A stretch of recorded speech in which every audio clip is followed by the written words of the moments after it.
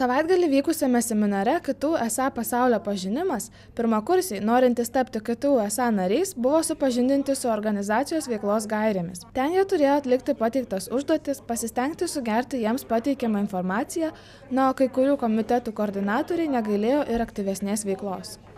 Pirmiausia, reikia pirmakursius supažindinti su veikla, kas yra KTU studentų atstovybė, ką mes veikime, kaip mes veikiame.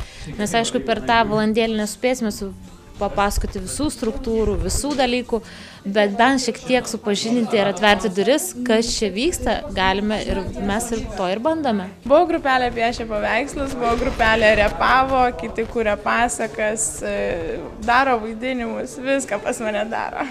Pirmakursiai taipogi gavo progą išbandyti savo jėgas rašydami projektą, įsijausdami į renginio organizatoriaus rolę, taip pat plakatų maketuotojo ar reklamos agento amplua.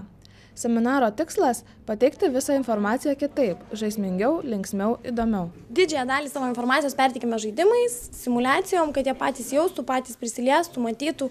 Tikrai nejungiam projektorių, nerodom daug teorinės medžiagos.